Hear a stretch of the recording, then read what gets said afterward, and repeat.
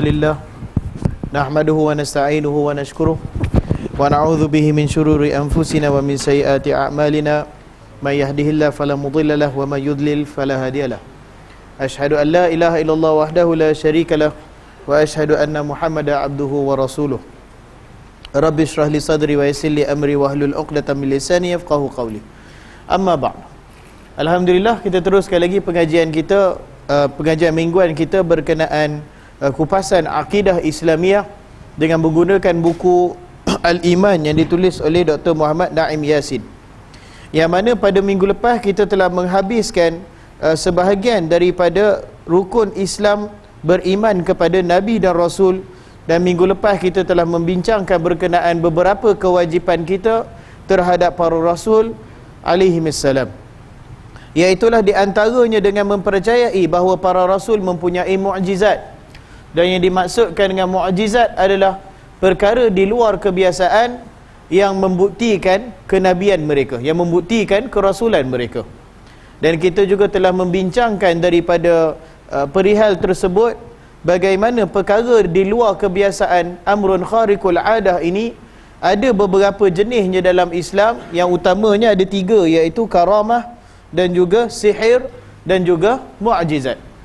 Dan kita telah membincangkan perbezaan di antara ketiganya. Dan juga kita membincangkan bahawa sifat para rasul ini adalah terbatas dengan keterbatasan kemanusiaan mereka. Mereka merasa sedih, mereka merasa marah, mereka merasa sesal dan sebagainya. Itu semua sebahagian daripada sifat-sifat para rasul, sebagaimana mereka juga manusia. Dan kita juga telah menyentuh bagaimana sekalian para rasul ini kesemuanya mereka dibangkitkan dengan akhlak yang mulia sejak daripada lahir lagi. Kerana perkara itu memudahkan dakwah mereka, sebab bila orang akhlaknya baik daripada awal lagi, memang orang mudah mendengar kepada dia punya dakwah dia, kepada ajakan beriman dia. Dan juga kita telah menyentuh bagaimana para rasul ini, walaupun kesemuanya kita katakan sebagaimana yang disebut oleh Ibn Taymiyah di dalam buku dia Al-Farqul Bayani baina awliya'i syaitan wa awliya'ur rahman. Maksud dia perbezaan yang nyata di antara wali syaitan dan wali ar-rahman. Dia menyebut bahawa sekalian para rasul, mereka lah wali-wali Allah yang utama, mereka lah kekasih-kekasih Allah yang utama. Dan walaupun kita telah sentuh, walaupun mereka ini sekaliannya merupakan kekasih-kekasih Allah Subhanahu wa taala, namun dalam masa yang sama dia punya martabat dia berlainan. Ada rasul yang Allah Subhanahu wa taala lebihkan berbanding rasul yang lain. Walaupun kesemuanya mulia, kesemuanya maksum, tetapi dia punya darjat dia tu tak sama. Rasul ulul azmi umpamanya merupakan 5 orang rasul yang orang kata apa, yang martabat dia lebih tinggi berbanding 25 rasul yang lain, dan begitulah seterusnya. Dan juga kita melihat juga bagaimana para rasul ini kerap kali dibangkitkan daripada keturunan yang baik, dibangkitkan daripada kabilah, daripada keluarga yang baik, sebagaimana Nabi SAW menceritakan bahawa dia dibangkitkan daripada kabilah yang terkemuka, kabilah yang baik, nasab keturunan yang baik, iaitu daripada Quraisy, daripada Bani Hashim, yang mana mereka adalah keturunan Nabi Allah Ismail alaihissalam, anak kepada Ibrahim alaihissalam. Begitulah ciri-ciri para rasul. Maka pada malam ni kita menyambung pengajian kita, kalau yang tulisan Jawi itu muka surat 97. Tajuk dia beriman secara khususnya malam ni, beriman kepada Nabi Muhammad sallallahu alaihi wasallam. Dan perkara ni ditekankan oleh Dr. Muhammad dalam buku dia.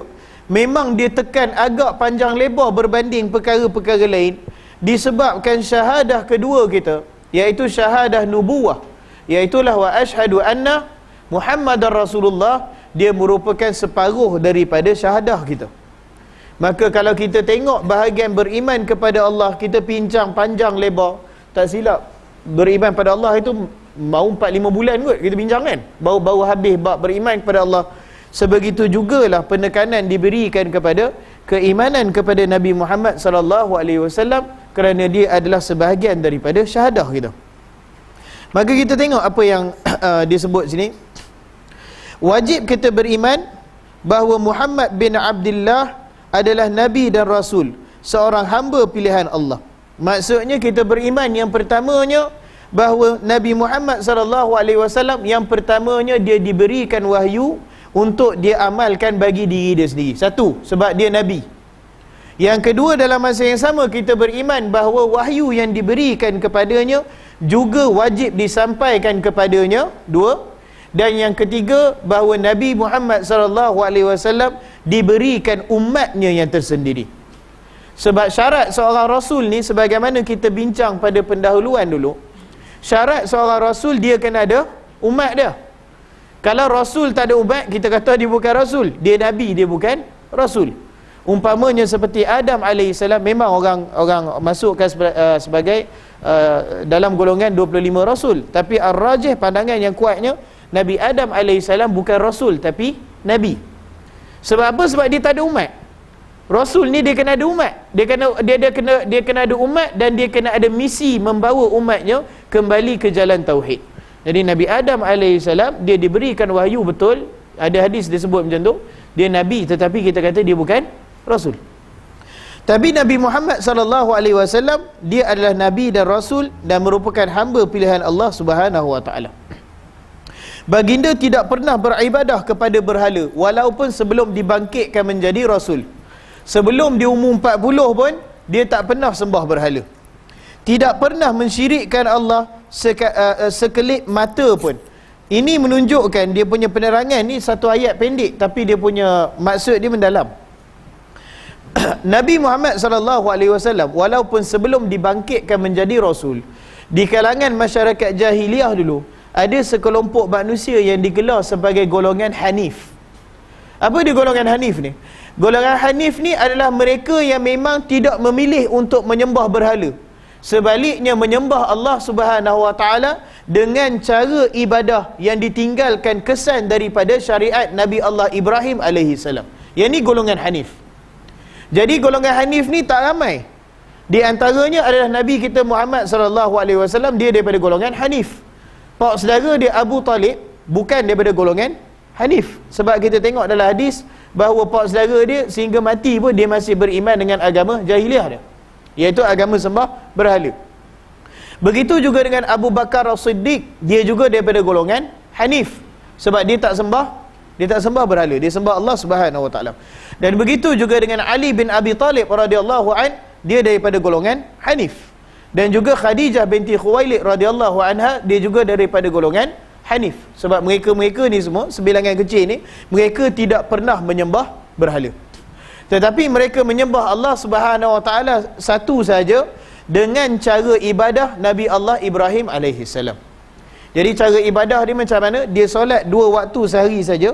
Solat dia 2 rakaat saja, dan yang ketiganya solat dia tidak ada rukuk. Sebab sebagaimana kita sentuh sebelum ni, rukuk adalah syiar Islam.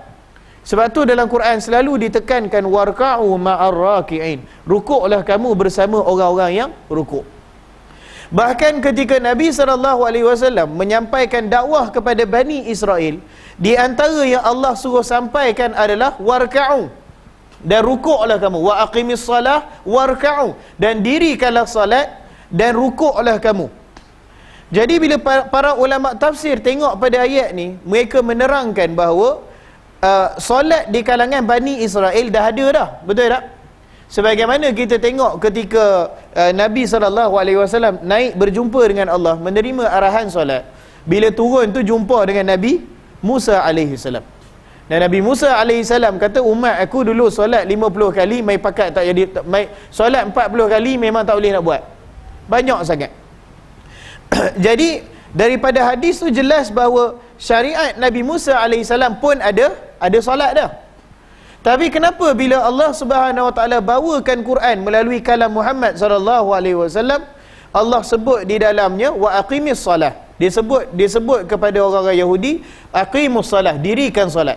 Sedangkan syariat Yahudi dah ada solat, betul tak? Sebab tu kata ulama tafsir, ditambah dekat situ warka'u, dan rukuklah kamu, memberikan isyarat solatlah kamu wahai Bani Israel dengan keimanan kepada Nabi Muhammad sallallahu alaihi wasallam, masuk Islam dan solat dengan cara syariat Islam. Itu maksud dia. Sebab Bani Israel ada solat dia, cuma solat dia tak ada rukuk. Sama seperti Nabi Allah Ibrahim alaihissalam, millah ataupun cara syariat yang Nabi SAW ikut, syariat Nabi Ibrahim ni, dia solat dia 2 rakaat tak ada rukuk. Dan kemudian ni kalau dalam bab solat ni kita kupas sikit. Kemudiannya ketika turunnya arahan solat melalui peristiwa Isra' Mi'raj, solat itu daripada 2 waktu ditambah kepada berapa waktu? 5 waktu. Asalnya 50, lepas tu kurang dia jadi 5 waktu. Dan solat 5 waktu ni, ini kita nak cerita peringkat-peringkat solat. Solat 5 waktu ni masih lagi solat 2 rakaat. Bukannya 2, 4, 4, 3, 4 yang macam kita tahu tu. Dia masih lagi 2 rakaat. Cuma saja 5 waktu. Itu beza dia. Kemudian sebagaimana hadis yang diriwayatkan oleh Aisyah radhiyallahu anha, kemudian di Madinah barulah solat disyariatkan tambahannya, dia jadi 2, 4, 4, 3, 4, yang mana jumlah asal 2 rakaat tu kekal kepada orang yang bermusafir. Itu sejarah dia. Sebab tu kalau kita musafir, kita boleh qasarkan solat zuhur jadi 2 rakaat sebagaimana asal dulu. Solat asar boleh jadi 2 rakaat sebagaimana asal dulu. Begitu juga solat isyak boleh jadi 2 rakaat. Solat maghrib tak boleh, takkan jadi 1,5 kot. Dia solat yang 4 tu dia jadi 2 rakaat. Dan begitu juga sambung Aisyah radhiyallahu anha, dan begitu juga solat ketika zaman di Madinah barulah ditambahkan rukuk di dalamnya, maka kekallah solat sedemikian sehingga ke sekarang. Itu sejarah solat. Dia bukannya bila turun 5 waktu tu dah ada rukuk, lepas tu 2, 4, 4, 3, 4, dia belum lagi. Dia orang kata apa? Dia ada langkah-langkah dia. Itu sejarah solat. Maka kemudian kata Dr. Muhammad, baginda tidak pernah melakukan dosa kecil, apa lagi dosa besar. Kerana Nabi SAW daripada kecil lagi, ada ketikanya dia cerita dia ada niat nak pergi majlis keraian yang disambut oleh orang-orang muda musyrik Mekah ni. Sebab Mekah ni memang banyak hiburan. Mereka memang hidup dengan segala jenis kesenangan, memang hidup dengan segala jenis kejahilan dan segala jenis hiburan. Semua ada. Tapi Allah Subhanahu Wa Taala pelihara Nabi SAW daripada ikut acara-acara sebegini. Sehingga ada ketikanya bila baginda nak pergi, dia cerita Allah tidurkan dia. Sehingga bila dia sedar, dia kata hari dah siang, dia tak sempat nak pergi ke majlis berkenaan. Yang tu nanti belakang ni ada dia cerita insyaAllah. Kemudian dia kata, kita beriman juga bahawa baginda adalah Nabi yang terakhir. Firman Allah Subhanahu Wa Taala, a'udzubillahi minasyaitonir rajim, walakin Rasulullah wa khataman nabiyyin. Maksudnya akan tetapi dia iaitu Muhammad adalah utusan Allah dan penyudah sekalian nabi. Kenapa Allah Subhanahu Wa Taala sebut wa khataman nabiyyin? Dia tak sebut wa khatamar rasul ataupun wa khatamar rusul.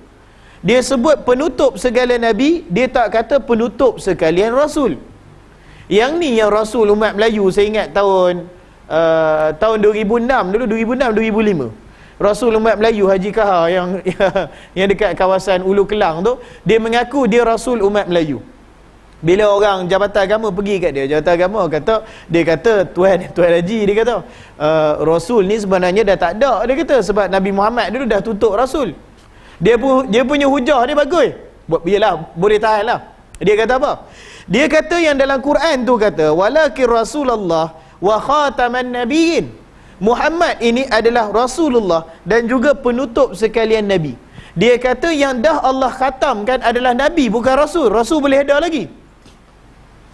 Dia sebut macam tu, terdiam juga kawan tu. Tapi dia punya sebenarnya tafsir dia, kenapa Allah letak wa khataman nabiyyin? Sebab nabi lebih umum daripada rasul. Asalkan dapat wahyu je, nabi lah. Cuma beza je, kalau dia ada umat disampaikan, dia jadi rasul. Kalau dia tak ada umat, dia jadi nabi. Jadi bila Allah kata wa khataman nabiyyin, maksud dia lepas ni tak ada orang dah yang akan menerima wahyu daripada Allah Subhanahu Wa Taala. Sama ada untuk diri dia sendiri ataupun sama ada untuk disampaikan lepas Muhammad, tak ada lah, habis dah. Sebab Nabi tu orang yang terima wahyu. Maknanya yang kita faham, setelah ni dah takkan ada orang yang terima wahyu lagi dah, tak ada lah. Sebab itulah juga pandangan Imam Malik, dan saya sangat bersetuju, bahawa dia mengatakan syariat Islam ni dah lengkap, dia kata. Sebab Nabi SAW melalui firman Allah dah menerangkan bahawa penutup sekalian Nabi adalah Muhammad SAW. Maka sedemikian, kalau ada di antara kita yang bermimpi bertemu Nabi SAW, yang pertama, mimpi itu kena penuh syarat-syarat dia. Dia ada syarat-syarat dia lah. Dah perbincangan ni panjang. Di antara syaratnya, syarat tu kenalah mimpi yang baik. Umpamanya kalau kita mimpi jumpa Nabi, kalau ada di antara kita mimpi berjumpa Nabi, contohnya dalam mimpi tu kita jumpa dalam masjid, baru kita kata kena syarat pertama dia. Kalau umpamanya dia kata, Ustaz, saya tengok dah siaran TV9, bagus juga dia punya penerangan dia tu, menarik juga. Dia kata umpamanya ada seorang, dia kata, Ustaz, semalam saya jumpa Nabi. Dia kata, hang jumpa kat mana? Saya jumpa Nabi dalam keadaan saya pi kelab malam, dia kata. Saya joget, tiba-tiba Nabi datang. Tak jadi lah. Sebab itu bukan Nabi SAW, itu bukan tempat yang baik. Syarat dia antaranya, kena tempat yang baik, mimpi yang baik. Kemudian sifat fizikal Nabi SAW pun kena menepati sifat yang sahabat jelaskan. Kalau umpamanya kita mimpi, ada seorang tu cerita, Ustaz, saya mimpi saya jumpa Nabi. Macam mana rupa dia? Dia punya janggut dia putih semua, macam arak putih tu, perut dia boroi. Bukan Nabi lah. Sebab Nabi SAW, dia tak ada perut. Tak macam kita ni lah. Dia tak ada perut. Dan janggut dia sewaktu dia wafat pun, uban yang ada pada janggut dia cuma lebih kurang 20 helai sahaja. Yang lain memang hitam gilat janggut dia. Jadi kalau jumpa mimpi janggut hitam, orang kata apa, putih sungguh tu, itu bukan Nabi SAW. Dan begitulah di antaranya syarat-syarat dia. Cuma saja Imam Malik kata, kalau di antara kita ada yang bermimpi berjumpa dengan Nabi SAW dan memang sah, kalau kita tengok memang ciri-ciri dia cukup, memang itu Nabi SAW, dia boleh jadi tak? Dia boleh jadi. Tapi kalau dia mengajarkan sesuatu yang baru, dia ajar zikir baru ke, dia ajar cara sebut baru ke, Imam Malik kata sekalipun kalau terjadi macam tu, itu adalah untuk amalan dirinya sendiri sahaja, bukan untuk disampaikan kepada orang lain. Sebab apa? Sebab khataman nabiyyin dah habis dah tutup dah. Nubuwah dah tutup. Al-yawma akmaltu lakum dinakum. Pada hari ini aku telah sempurnakan agama kamu. Dan daripada ciri sempurna adalah suatu agama itu tidak memerlukan kepada penambahan dan tidak memerlukan kepada pengurangan. Kalau nak kena tambah, maknanya tak sempurna. Kalau nak kena kurang, maknanya tak sempurna. Jadi ciri kesempurnaan ni dia tidak perlu ditambah dan dia tidak perlu dikurangkan. Maka sedemikian pandangan Al-Imam Malik rahimahullahu ta'ala. Kemudian sabda Nabi SAW, Mathali wa mathalul anbiya kamathali rajulin bani baitan fa ahsanahu wa ajmalahu illa mawdi'a labani min zawiyatin man zawiyahu faja'ala an-nasu yatufuna wa yu'jabuna lahu wa yaquluna halla wada'ta hadhihi al-labina qala fa ana al-labina wa ana khatimun nabiyyin. Hadis yang diriwayatkan oleh Imam Bukhari dan Muslim. Maksudnya perbandingan aku dengan para nabi adalah seperti seorang lelaki yang membina sebuah binaan. Dia umpamanya kalau ada orang buat binaan yang mana rumah tu cantik sungguh, ia memperelokkan binaan itu melainkan di tempat sekeping bata di salah satu penjurunya. Lalu datanglah manusia mengelilingi binaan itu dan tercengang melihatnya sambil berkata, alangkah baiknya kalau engkau letakkan bata ini. Baginda menjawab, sayalah sebagai bata itu. Maksud dia apa? Kalau ada satu rumah yang kita jalan, kita nampak cantik sangat-sangat, rumah tu dah sempurna dah ada pintu dia, dah ada atap dia, dah ada hiasan dia dan sebagainya, kemasan, cat semua dah siap. Melainkan dekat satu penjuru tu ada sikit bahagian tak siap, sikit je lagi. Kalau disebut kat sini ada satu bata yang lohong, maknanya boleh masuk satu bata siap, itu je tinggal. Kata Nabi SAW, dialah bata tersebut. Maksud dia apa? Maksudnya dakwah segala rasul ada yang tinggal sikit, akhirnya disempurnakan oleh siapa dah? Nabi SAW. Di antara contohnya, kalau kita tengok ayat 102 daripada suratul Baqarah yang menceritakan berkenaan sihir. Dalam ayat ni Allah Subhanahu Wa Taala menceritakan kisah Nabi Allah Sulaiman alaihi salam dulu, yang mana syaitan berkomplot dan membuat fitnah ke atas Nabi Sulaiman alaihi salam. Apa fitnah dia? Tukang tulis Nabi Sulaiman tu, syaitan bisikkan pada telinga dia mantra-mantra dan juga perilaku-perilaku untuk berbuat sihir. Dia bisik pada siapa? Dia bisik kepada penulis Nabi Sulaiman alaihi salam. Lalu penulis dia ni, dia tulis semua mantra tu, dia tulis perkara tu semua, dia tulis. Kemudian lepas dia siap tulis, dengan senyap-senyap sembunyi, dia masukkan ke bawah tanah yang mana bekas tempat singgasana ataupun kursi Nabi Allah Sulaiman alaihi salam. Dia letak kat bawah kursi Nabi Sulaiman. Dan kemudian bila Nabi Sulaiman alaihi salam meninggal dunia, bila dia wafat, apa yang jadi adalah syaitan datang balik, dia beritahu dekat manusia, cuba korek, dia beritahu kat Bani Israel, sebab Nabi Sulaiman ni Nabi Bani Israel. Dia beritahu balik pada Bani Israel, cuba kamu korek balik bawah kursi Nabi Sulaiman tadi tu, dia kata. Lalu mereka pun korek, dan apa mereka dapati, bawah kursi Nabi Sulaiman banyak peninggalan scroll-scroll dan manuskrip yang menulis berkenaan sihir. Buat macam ni, syarat dia macam ni, baca macam ni dan sebagainya. Maka timbul fitnah di kalangan Bani Israel yang mengatakan bahawa Sulaiman AS bukan seorang rasul tetapi seorang pengamal sihir. Bahkan mereka kata, cuba kita fikir balik, macam mana manusia biasa boleh menunggang angin, dia kata. Sebab Nabi Sulaiman ni segala tentera bumi ni memang Allah bagi kat dia. Hatta malaikat, hatta jin pun ikut cakap dia, Nabi Sulaiman. Lalu dia kata, macam mana manusia biasa, dia kata, cuba bayang, manusia biasa boleh terbang, boleh tunggang angin, dia kata. Jadi mereka kata, tengok dengan manuskrip, dengan scroll semua bawah kursi Nabi Sulaiman ni, dia kata, maka Sulaiman ni sebenarnya adalah sahir, adalah tukang sihir, bukan seorang Rasulullah. Dan perkara tu kekal di kalangan Bani Israel sedemikian, sehinggalah muncul Nabi Allah Rasulullah Muhammad SAW. Ini di antara contoh dia. Bila Nabi SAW keluar, Allah turunkan ayat 102 daripada surah Al-Baqarah yang mengatakan, wama kafara Sulaiman walakinna syayatina kafar. Allah kata, sebenarnya Sulaiman itu bukan kafir, Sulaiman bukan pengamal sihir, tetapi yang kafir tu adalah syaitan yang membisikkan kepada dia punya penulis tadi tu. Yang tu yang kafir. Jadi sebagaimana kita tengok hadis Nabi SAW, siapa yang datang akhir dan selesaikan kes tu? Nabi Muhammad SAW. Sebab perkara tu lama. Jarak antara Nabi SAW dengan Nabi Musa jauh. Jarak dia dengan Isa AS dan 600 tahun. Jarak dia dengan Musa dah mencapai beribu tahun dah. Dan perkara tu tak selesai sehinggalah Allah Subhanahu Wa Taala membangkitkan Nabi kita Muhammad SAW. Dia mensucikan nama Sulaiman dengan mengatakan bahawa Nabi Sulaiman alaihissalam bukanlah tukang sihir, tetapi dia adalah seorang Rasulullah. Itu umpamanya.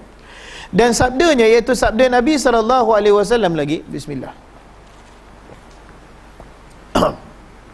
Ana Muhammadun wa ana Ahmad wa ana Ahmad wa ana al-mahi alladhi yumha bi al-kufr wa ana al-hashiru alladhi yuhsharu an-nasu ala aqibi wa ana al-aqib wal aqibu alladhi laysa ba'dahu nabi. Juga hadis diriwayatkan oleh al-Imam al-Bukhari dan Muslim bersama. Maksud dia, saya ialah Muhammad, iaitu yang dipuji, dan saya juga adalah Ahmad, iaitu yang terpuji.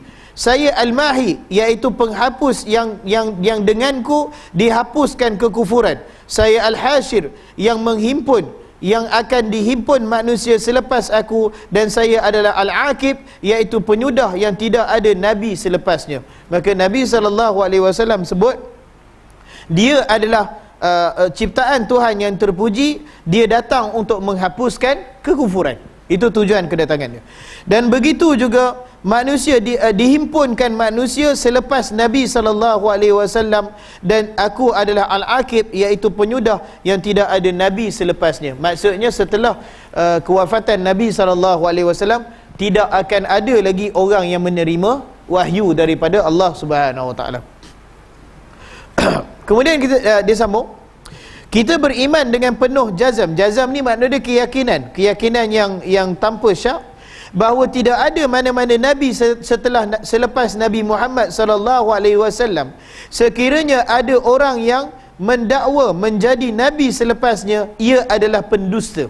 Sabda Rasulullah sallallahu alaihi wasallam, wa annahu sayakunu fi ummati 30 kadzabun kulluhum yaz'umu annahu nabi wa ana khatamun nabiyyin la nabiyya ba'di. Dan sesungguhnya akan timbul di kalangan umatku 30 orang pendusta, kesemuanya mendakwa menjadi nabi, dan aku adalah penyudah para nabi yang tidak ada nabi setelah aku, selepas aku. Siapa di antaranya contoh orang yang mengaku nabi ni? Siapa dia? Musailamah Al-Kadzab. Pada zaman pemerintahan Khalifah Abu Bakar As-Siddiq radhiyallahu an. Yang mana pemerintahan Abu Bakar ni tak mengambil masa yang lama, lebih kurang 11 hijrah. Dia merintah selama 2 tahun sehingga 13 hijrah saja. Abu Bakar sempat merintah selama 2 tahun saja, tak lama. Dan selama 2 tahun ni, usaha beliau ditumpukan kepada tiga golongan. Iaitu yang pertamanya golongan yang enggan membayar zakat, Abu Bakar perangi. Dan kemudiannya golongan nabi palsu. Dan yang ketiganya golongan yang menyokong nabi palsu. Adapun golongan nabi palsu tadi, Musailamah Al-Kadzab ni, dia mengaku sebagai nabi dan dia mempunyai kekuatan tentera yang cukup hebat, lebih kurang 40,000 orang. Disebabkan dia berkahwin dengan seorang nabi palsu lain. Bila kita sebut itu, dia bunyi orang kata apa, bunyi jenaka sikit lah. Pasal yang mengaku nabi tu, dia kahwin tu memang perempuan sungguh. Nabi ni syarat dia kena seorang, dia kena seorang lelaki, tak boleh perempuan. Tapi perempuan ni mengaku nabi, jumpa dengan Musailamah Al-Kadzab, dia pun mengaku nabi, suka sama suka, dia kahwin dengan kawan ni. Jadi 2 nabi berkahwin. Dan dia dapat kekuatan ketenteraan sehingga 40,000 orang.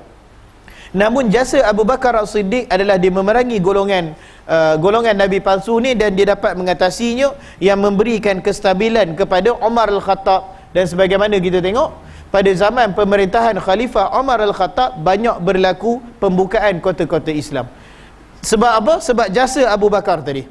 Dia dah hapuskan nabi palsu, dia dah hapuskan golongan yang enggan membayar zakat, maka memberikan ruang kepada Umar Al-Khattab radhiyallahu an. Itu di antara jasa mereka.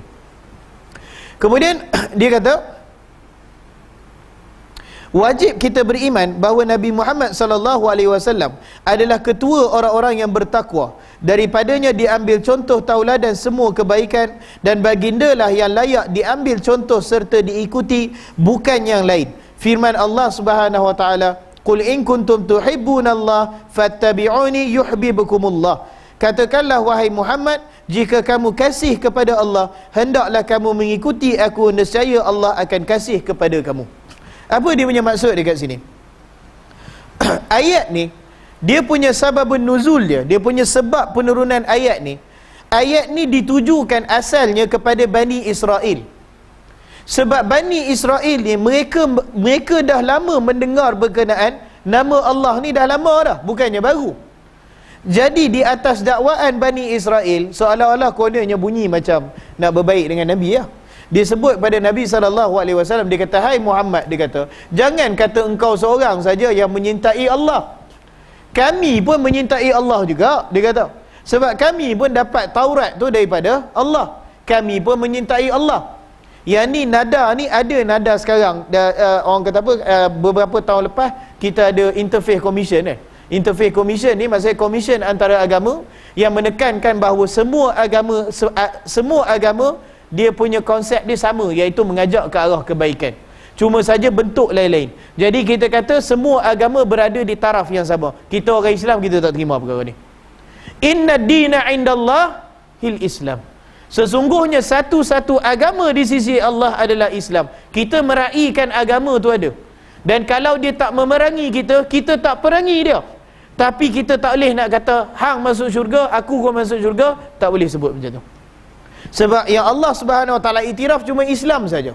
Dan perkara ni terjadi pada zaman Nabi SAW. Bani Israel duk cakap pada Nabi, kami pun masuk syurga juga, dia kata. Kami pun cinta Allah juga. Kami pun masuk syurga juga. Bukan Tuhan seorang je. Maka Allah Subhanahu Wa Taala turunkan ayat ni. Dia kata, katakanlah hai Muhammad. Suara habis sikit. Katakanlah wahai Muhammad, jikalau kamu benar-benar mengasihi Allah, maka ikutilah aku. Dia beritahu pada Bani Israel, kalau kamu betul cintakan Allah, masuk Islam. Kalau kamu betul-betul, dengan maksud ayat ni zaman sekarang, kalau orang kata bukannya orang Islam je baik, kami agama lain pun boleh jadi baik. Sama jawapan dia. Kalau kamu nak betul-betul baik, nak berakhlak mulia, nak jadi orang yang berkebajikan dunia dan akhirat, satu saja cara dia, masuk Islam. Sama seperti jawapan Nabi kepada Bani Israel. Kalau kamu kata kamu menyintai Allah, masuk Islam. Ikut Nabi SAW. Kerana satu-satunya cara yang Allah terima cara ibadah adalah cara ibadah orang Islam sahaja. Yang lain semuanya telah dimansuhkan. Kalau ada orang Kristian datang kat kita, dia kata cara ibadah saya ni, dia kata menurut cara Allah juga. Umpamanya mereka duk menyanyi dalam masjid. Apa sejarahnya orang Kristian duk menyanyi dalam masjid? Tuan-tuan tahu tak? Tuan-tuan perempuan tahu tak pasal apa? Sebab yang mereka menyanyi tu adalah dalam Bible yang kita ada sekarang tu, dia panggil Song of Songs. Ataupun sebahagiannya satu buku lagi dipanggil Psalm, tapi yang tu Song of Songs lah. Song of Songs ni, dia adalah cebisan daripada Zabur yang diturunkan kepada Nabi Allah Daud alaihissalam. Dan Zabur ni, Nabi Daud, dia punya mukjizat dia, bila dibaca Zabur tu, suara dia sedap. Nyanyian dia bukanlah nyanyian macam kita baca Quran lah, bukan menyanyi, baca Quran lah. Jadi Zabur tu, bila Nabi Daud alaihi salam baca, mukjizat dia, gunung akan turut ikut dia, burung-burung akan turut ikut dia, sebab sedapnya suara dia. Itu orang kata apa? Dia punya mukjizat dia. Maka disebabkan sedemikian, kita tengok zaman sekarang orang Kristian memang duk menyanyi dalam gereja. Sebab itibak, bukanlah itibak, taklidan. Sebab bertaklid kepada Zabur tu yang diturunkan kepada Nabi Allah Daud alaihi salam. Itu yang duk menyanyi haleluya apa semua tu. Itu kisah dia. Jadi kalau orang-orang Kristian ni datang, dia kata kami pun beribadah. Cara ibadah ni kami dapat daripada Allah. Orang Kristian ni, kita sentuh sikit. Orang Kristian ni mereka tak panggil Allah, mereka panggil God lah. Mereka tak panggil Allah. Tapi dalam dunia perbandingan agama, mereka beranggapan bahawa perkataan Tuhan tu, Tuhan bahasa Melayu, God bahasa Inggeris, Allah bahasa Arab. Itu pandangan mereka. Maksudnya perkataan Allah tu terjemahannya adalah Tuhan. Kita kata tak tepat lah, kita kata Allah Allah lah, tak ada terjemahan. Memang dah dia sifatkan zat dia sendiri dengan nama Allah, maka Allah Allah lah. Tapi dalam dunia perbandingan agama, dia kata Allah tu adalah perkataan Arab untuk God. Jadi dia panggil God. Sebab tu sampai sekarang pun kalau tuan-tuan ada kesempatan buka Bible bahasa Arab, macam daripada Tunisia, daripada Mesir dan sebagainya, tempat-tempat yang sebut Allah, tempat-tempat yang sebut God ataupun Tuhan tu memang diguna perkataan Allah pun. Kalau Bible Tunisia memang guna Allah pun. Kalau Bible Mesir memang guna Allah pun. Jadi kalau mari contohnya Arab Kristian kat kita, dia kata kami ni beribadah kepada Allah dengan cara yang Allah turunkan juga daripada Zabur. Maka tak boleh nak kata kita orang Islam je baik. Dia pun baik sebab dia ikut Allah juga. Tak. Jawapan Nabi SAW, Qul in kuntum tuhibbunallah fattabi'uni. Kalau kamu betul mencintai Allah, nak menunjukkan kecintaan kepada Allah, ikut sunnah Nabi SAW dalam cara beribadah kepada Allah Subhanahu Wa Taala. Itu sahaja cara yang Allah terima. Dan keimanan kita orang Islam, akidah yang jitu dan tulen adalah kita percaya satu-satunya ibadah yang diterima Allah adalah ibadah yang menurut sunnah Nabi SAW. Selain daripada itu Allah tak terima. Sebab Allah cerita pada Nabi dia nak macam mana, Nabi cerita pada kita Allah nak macam mana. Maka tanggungjawab kita untuk buat sama macam Allah Subhanahu Wa Taala minta. Itu saja. Dia orang kata apa? Perkara ni ringkas saja. Dan sebagai tambahannya, kalau kita tengok dalam ayat ni, yang cantiknya Allah Subhanahu Wa Taala menggunakan perkataan fattabi'uni. Ikut ni, ikut dalam bahasa Arab ada dua istilah. Taklid ikut juga. Satu lagi ittiba'. Ittiba' pun ikut juga. Dan kita yang cantiknya orang Islam, paling orang kata apa, yang paling eloknya kita jadi muttabi'. Bukan berdasarkan taklid. Apa beza dia? Taklid ni, sebagaimana diterangkan oleh Dr. Muhammad Aqil dalam buku dia Manhaj Aqidah Al-Imam Syafi'i rahimahullahu ta'ala, dia kata taklid ni apabila anda mengikuti seseorang tanpa dalil, ataupun tanpa tahu arah tuju dia, ataupun kalau sekalipun anda berjumpa dengan dalil yang bertentangan dengan orang yang anda ikuti, masih anda meninggalkan sunnah Nabi dan anda ingin mengikuti orang yang sebut sedemikian. Itu nama dia taklid, ataupun ikutan. Mungkin bahasa kasar sikit, tapi saya tak jumpa bahasa tak jumpa istilah ikutan membuta tuli. Maksudnya kita ikut, kita tak tahu pasal apa. Saya nak ikut imam ni, okey, tak ada masalah lah. Contohnya dia kata saya nak ikut Imam Malik, tak ada masalah, Imam Malik orang alim. Tapi yang jadi masalah dia adalah kalau semua orang duk bohong kat dia, orang kata Imam Malik cakap macam tu, dia percaya. Yang ni masalah. Hatta Imam Malik tak cakap macam tu pun, dia pergi ikut juga. Di atas dasar orang sandar kepada Imam Malik, yang tu masalah besar. Dan yang jadi masalahnya, kalau orang bawakan hadis Nabi SAW, orang bawa hadis Nabi, orang tunjuk hadis ni ada diriwayatkan, hadis ni sahih. Dia kata, tak apalah, aku jumpa hadis sahih pun aku tak mau terima kot, aku nak ikut Imam Malik. Walhai Imam Malik tak sebut macam tu. Yang ni contoh taklid. Dan Allah Subhanahu Wa Taala di dalam Al-Quran tidak menggalakkan budaya taklid, melainkan kepada orang yang betul-betul tak mampu fikir lah. Tak mampu fikir ni umpamanya, kalau kita bagi dua pandangan, kita kata satu ni hadis palsu, satu ni hadis sahih, kita bagi kat dia contoh. Kita letak depan dia, kita kata kamu pilih yang mana? Satu hadis palsu, satu hadis sahih. Orang yang waras dia akan ambil hadis yang sahih. Tapi ada juga orang yang jawab hadis palsu pun hadis juga. Tengok nama hadis. Kalau sampai lagu tu lah dia tak boleh, tak apalah, ikut je lah mana-mana. Sebab dia tak mampu nak fikir lebih daripada tu. Yang tu kita kata tak apalah, hang kata nak ikut Malik ke nak ikut Syafi'i, tak apa, ikutlah. Tapi saya yakin paling kurang pun semua tuan-tuan dan puan-puan dalam masjid ni bagi hadis sahih, bagi hadis palsu, reti pilih ikut. Takkan sampai tak retu sekali kita kata kan. Maka Allah Subhanahu Wa Taala kurang meletakkan budaya taklid ni. Apa yang ada sebagaimana disebut dalam ayat ni, fattabi'uni. Fattabi'uni maksud dia ittiba'. Apa perbezaan di antara taklid dengan ittiba'? Ittiba' ni adalah dia mengikut dengan ilmu. Kalau umpamanya kita tanya dia, kita nampak dia duduk solat duha umpamanya, kita tanya dia, yang kamu ni solat duha sebab apa? Dia kata dia pernah berjumpa dengan hadis yang diriwayatkan oleh Imam Bukhari dan Imam Muslim bahawa Nabi SAW kerap melakukan solat duha. Yang ni first class. Yang ni paling cantik. Dan zaman sekarang ni, pandangan saya, zaman sekarang ni paling kurang pun kita dah ada Google, betul tak? Paling kurang kita dah ada Google pun. Jadi kalau ada amalan yang tuan-tuan dengar, umpamanya tuan-tuan fikir, nak semak balik, solat tahajud ni ada ke tak daripada sunnah Nabi SAW? Masuk Google, type je hadis sahih solat tahajud umpamanya. Lepas tu keluar hadis, kita tengok bawah tu diriwayatkan oleh Bukhari Muslim, cukup.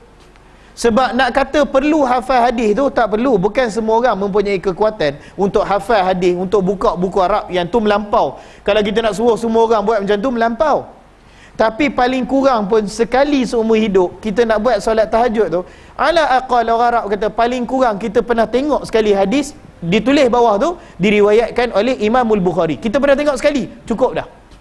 Sebab paling kurang pun untuk keimanan dan iktikad kita tahu perkara tu memang berasal daripada Nabi SAW.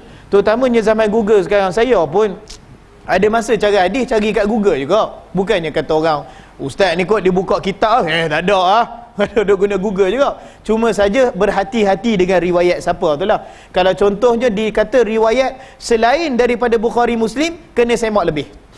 Sebab yang sahihnya Bukhari dan Muslim. Kalau umpamanya dia bagi macam baru ni, ada seorang sahabat tu, dia beri hadis bahawa Nabi SAW apabila pergi ke kuburan, dia akan mensedekahkan surah Yasin kepada kuburan tersebut. Hadis riwayat At-Tabrani umpamanya disebut.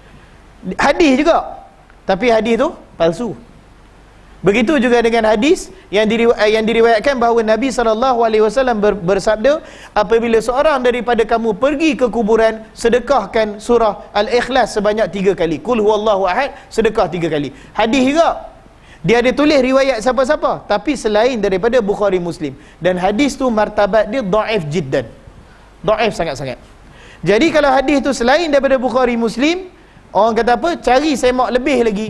Kalau tuan-tuan orang kata apa tak dapat semak juga pun, telefonlah ke Jabatan Mufti, kawan-kawan saya ramai. Jangan tanya saya pun tak tahu.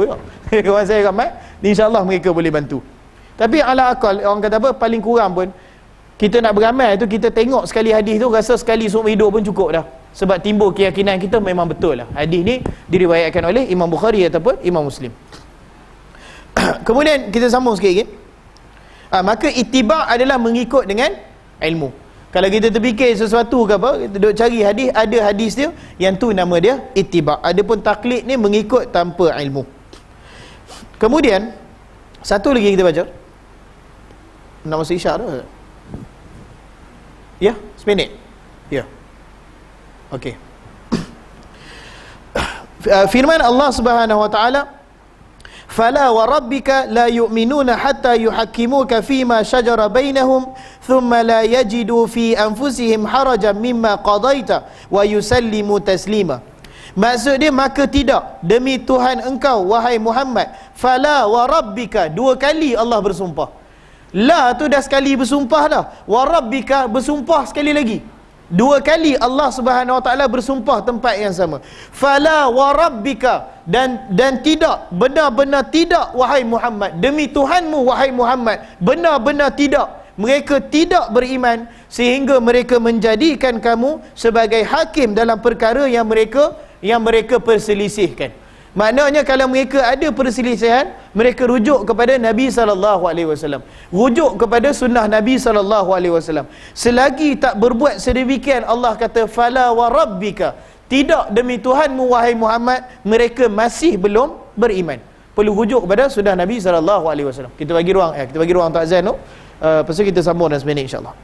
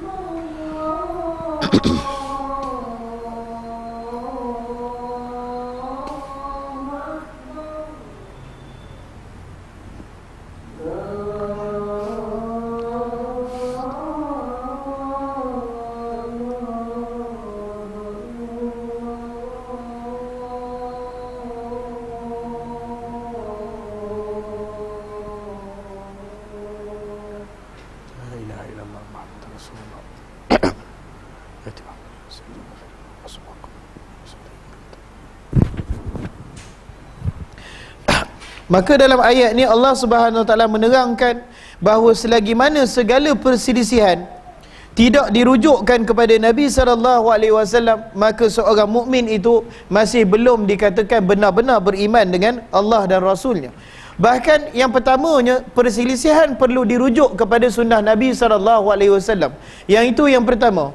Dan yang keduanya syarat yang Allah berikan, dan yang keduanya dan mereka tidak merasai apa-apa keberatan pada diri mereka daripada apa yang engkau hukumkan, dan mereka benar-benar menyerah diri. Maksudnya bila dah rujuk kepada sunnah Nabi sallallahu alaihi wasallam, apa-apa yang diputuskan oleh baginda sallallahu alaihi wasallam, orang mukmin akan kata apa? Sami'na wa ata'na. Dan inilah satu sikap yang baik. Sebagaimana kita tengok di antara perselisihan, sebagai contoh, di antara perselisihan mazhab Imam Ahmad Ibn Hanbal dengan mazhab Al-Imam Syafi'i rahimahullahu ta'ala adalah dalam mazhab Syafi'i ada solat sunat 2 rakaat sebelum solat maghrib. Bukan sebelum masuk waktu. Sebelum masuk waktu tu waktu tahrim, tak boleh ada solat sunat, melainkan macam tahiyatul masjid ke apa macam tu lah, solat bersebab. Tapi bila dah masuk waktu tu, menurut Imam Ahmad tak ada solat sunat sebelum didirikan solat sunat maghrib.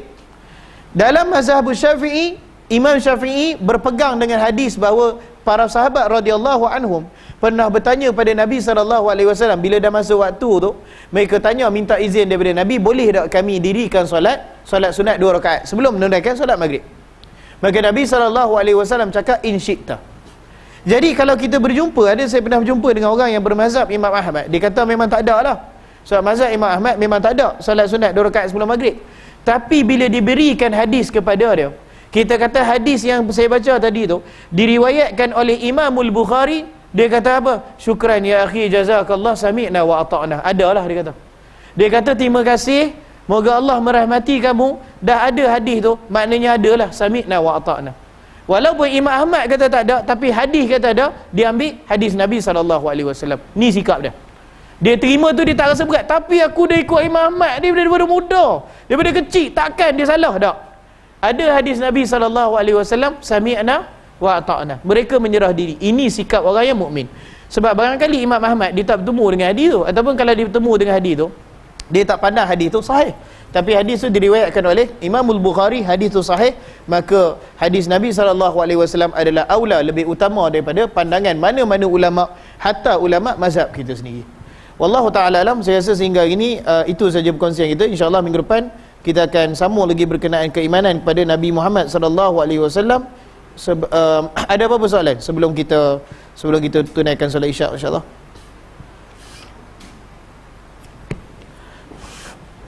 Ada apa-apa soalan? Bismillah.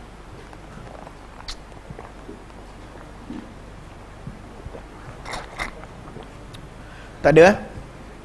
Tak ada soalan. InsyaAllah kita punya lupa nak cakap kita punya kelas subuh Ahad ni insyaAllah akan berjalan seperti biasa. Subuh depan pun insyaAllah berjalan seperti biasa. Cuma saja kelas akidah kita ni untuk minggu depan satu hari saya minta kita tangguh dulu, sebab saya dapat jemputan daripada Felkra Padang Besar, Lubuk Kasih, Lubuk Kerih apa tu? Lubuk Sirih. Tak ingat. Dia minta sebab dekat kawasan sana kurang ada tenaga pengajar. Jadi saya kata tak apalah, kita excuse satu malam, kita tangguh satu malam, tapi malam-malam biasa kita akan berjalan lah. Dia minta paling kurang pun sekali pergi sana, orang kata apa, bagi syarahan dan sebagainya. Siapa yang ada kelapangan nak pergi sana boleh lah. Kita bincang berkenaan hari kebangkitan menurut Al-Quran dan Sunnah insyaAllah selepas maghrib. Wallahu ta'ala alam. Wa sallallahu ala Muhammad wa ala alihi wa sahbihi wa sallam. Assalamualaikum warahmatullahi wabarakatuh.